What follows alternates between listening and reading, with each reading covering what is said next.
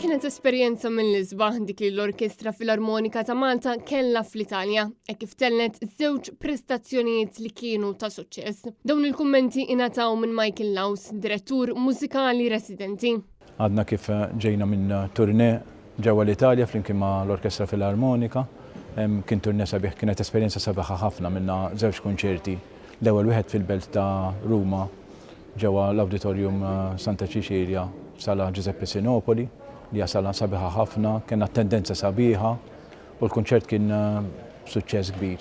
Daqqina xogħlijiet ta' repertorju fosthom il-Double Concerto ta' Brahms flimkien ma' solista Malti, Carmine Lauri, il-violinista, u Erika Piccotti, violincellista minn Ruma stess. Suite ta' Nutcracker ta' Tchaikovsky li repertorju popolari ħafna. U ma daw zidna żewġ xogħlijiet kontrastanti ta' kompożituri kontemporanji Maltini, fil-fatt kienu preżenti għal kunċert. Waħda The Forbidden ta' kompożitur Ruben Zara u l-oħra Mezogeos ta' Christopher Muscat.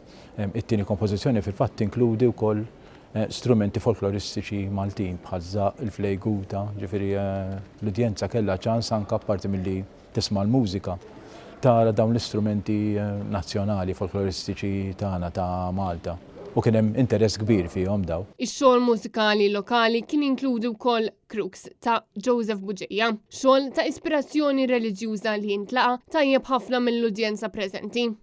Carmine Lauri, solista mal-Orkestra Filarmonika ta' Malta, għalli minnaħa tagħhom il-mużiċisti opportunitajiet bħal dawn huma esperjenza li tagħtihom sens kbir ta' sodisfazzjon e kif din l-orkestra qed tagħmel isem kbir li lin minn xtutna. Għalija dejjem pjaċir li jiena forma parti minn din l-orkestra, speċjalment bħala solista, dejjem inħossni onorat li aħna bħala Maltin nirrappreżentaw ruħna barra minn pajjiżna.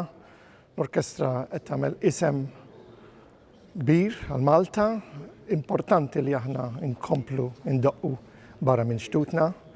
L-orkestra għandha din l-opportunità li ddoqq barra minn Malta f'dawn is-swali tant sbieħ. Jiena nħossni hekk gburi bħala Malti li jiena quddiem l-orkestra u hekk ndoqq. U l-orkestra nħoss għandha ħafna support, huma kollha mużiċisti tajbin, huma mużiċisti sensittivi u anki flimkien ma' Maestro Michael Laws u ma' solista li għandna Erika. Aħna qed intallaw programm sabiħ ġewwa l-Italja. Għalhekk dan it-tur kien mument ieħor fejn l-Orkestra Filarmonika ta' Malta kienet ambaxxatriċi ta' pajjiżna barra minn xtutna.